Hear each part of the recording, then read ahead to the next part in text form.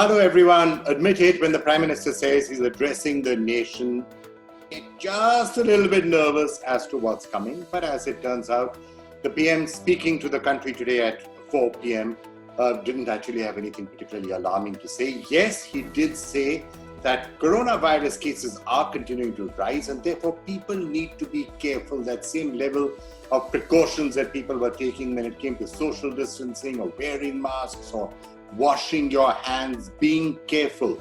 If you were doing that 2 to 3 months ago, you should certainly be doing it right now at a time when cases are as high as they are. So there was that warning from the Prime Minister. But other than that, the substantive announcement was food grains for the poor. And we've heard, of course, the earlier scheme that was done, which was actually going to be expiring in July, where specifically for the coronavirus, there was a particular scheme where the poor 800 million people were actually getting 5 kilos of rice or wheat and some pulses every single month. Now, the Prime Minister has extended that particular scheme all the way through to November, because of coronavirus, and he did say that, look, there are a bunch of festivals coming up, so let's make sure that people do have enough food. And frankly, this makes perfect sense because, as we've been telling you for a long time, India's food stocks are massive. Food go-downs are bursting at the seams. It makes absolutely no sense for anyone to go hungry in India when there's so much food that is actually available. So that, along with talk about one nation, one ration card, were the good points. There's one thing that was missing from the Prime Minister's speech. It was the C word. And that, of course, is China. Perhaps he felt it wasn't appropriate to really talk about China at this particular stage, but that was the one thing that was missing, any sort of a reflection of either what's been happening on the line of control or that ban that we saw yesterday on 59 apps, most of them Chinese, but just about all of them Chinese. But let's take a quick look now at all the big stories and what exactly the Prime Minister said. Prime Minister Narendra Modi on Tuesday announced the extension of the Pradhan Mantri Garib Kalyan Yojana till the end of November. Under this scheme, 80 crore people will continue to get free food grain till the end of November. The scheme was initially rolled out for 3 months. Every family member will get 5 kgs of either wheat or rice. More than 90,000 crore rupees will be spent on expanding the scheme, taking the total cost incurred by the government at 1.5 lakh crore rupees, PM said.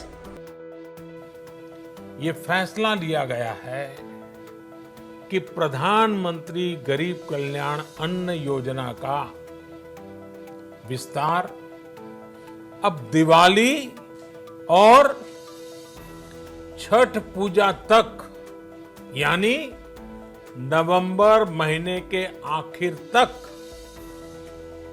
कर दिया जाएगा। यानी 80 करोड़ लोगों को मुफ्त अनाज देने वाली ये योजना अब जुलाई, अगस्त, सितंबर, अक्टूबर, नवंबर में भी लागू रहेगी।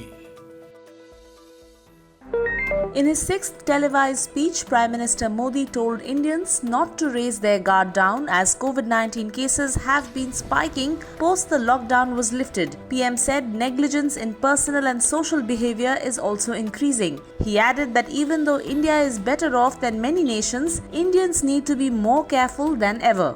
जब से देश में अनलॉक 1 हुआ है,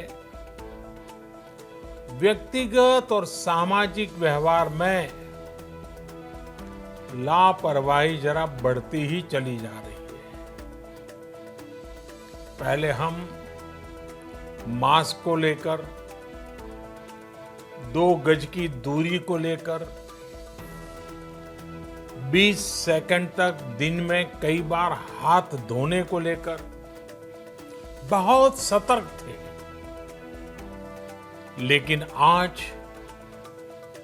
जब हमें ज्यादा सतर्कता की जरूरत है, तो लापरवाही बढ़ना बहुत ही चिंता का कारण है। China on Tuesday said that it is strongly concerned about Indian government's decision to ban 59 Chinese apps. Reacting to the government's move, Chinese Foreign Ministry spokesperson Zhao Lijian said that Beijing is verifying the situation. The spokesperson stressed that the Chinese government always takes Chinese businesses to abide by international and local laws and regulations. He added that the Indian government has a responsibility to uphold the legal rights of international investors, including the Chinese ones. Reacting to the government's decision to ban 59 Chinese apps, TikTok on Tuesday clarified that it has complied with all data privacy and security requirements under the Indian law. Issuing a statement via Twitter, TikTok India said that it has been invited by the government to give its clarification. The video app stated it has not shared any information of its users in India with any foreign government, including the Chinese government. The government of India had decided to ban several Chinese apps diverting data and those with privacy issues. Prime Minister Narendra Modi on Tuesday chaired a high-level meeting to review the preparations being undertaken for vaccination against COVID-19. During the meeting, Prime Minister Modi laid down 4 guiding principles that will form the foundation of this national effort. First, that vulnerable groups should be identified and prioritized for early vaccination. For example, doctors, nurses, healthcare workers, non-medical frontline corona warriors, and vulnerable people among the general population. Second, that vaccination of anywhere, anyone should take place. Third, that vaccination must be affordable and universal. And finally, the fourth, that the entire process from production to vaccination should be monitored and supported in real time with the use of technology. PM also ordered detailed planning for such large-scale vaccinations should be undertaken immediately.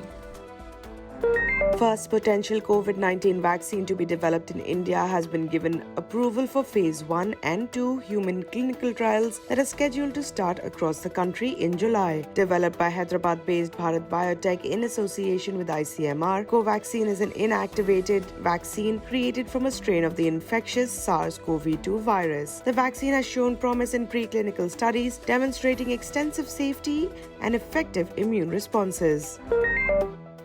West Bengal Chief Minister Mamata Banerjee on Monday requested the central government to suspend the train and flight services from 5 worst COVID-hit states in the country to her state from the 6th of July. West Bengal Chief Secretary has sent a letter urging railways to stop trains coming from 5 worst affected states to West Bengal in a bid to curb the spread of the disease. Mamata Banerjee asked the centre to limit the domestic flights from other states to once a week. She said it is not possible to monitor all flights coming to the state as Civil Aviation Ministry didn't put any such mechanism in place. The 5 worst hit states are Maharashtra, Delhi, Tamil Nadu, Gujarat and Uttar Pradesh. A video purportedly showing health workers inappropriately burying bodies of COVID-19 victims in a large pit in Ballari district of Karnataka has surfaced, triggering an outrage on social media. In the video, the workers wearing personal protection equipment are seen bringing bodies in black sheets from a vehicle parked nearby and dropping one after another into a large pit dug up with the help of an earth mover. The district, which has so far reported 773 cases in the last 3 months, has also witnessed a total of 23 deaths. Officials, however, maintain the cremation was done as per the government's instructions and all procedures are being followed. Angry over being asked to wear a face mask, a government officer brutally assaulted a disabled woman colleague in Andhra Pradesh. The horrific incident caught on CCTV camera shows the woman employee in the Andhra Pradesh Tourism Hotel office being held by the hair, then thrown to the floor and then attacked with an iron rod, allegedly because she had pointed out that the officer was not wearing a mask. The incident happened on Saturday but came to light on Tuesday after the victim lodged a police complaint. The deputy manager who pulled the woman staffer by her hair dragged her and repeatedly attacked her even as other employees in the office tried to intervene has been taken into custody. 6 months after the COVID-19 pandemic began, the World Health Organization has warned that the worst is yet to come. WHO head Tedros Adhanom Ghebreyesus told a virtual briefing on Monday that if governments fail to implement the right policies, many more people could be infected. He shared that while countries are making progress, the pandemic is actually speeding up. He urged governments and health authorities to stick to the test, trace, isolate and quarantine plan.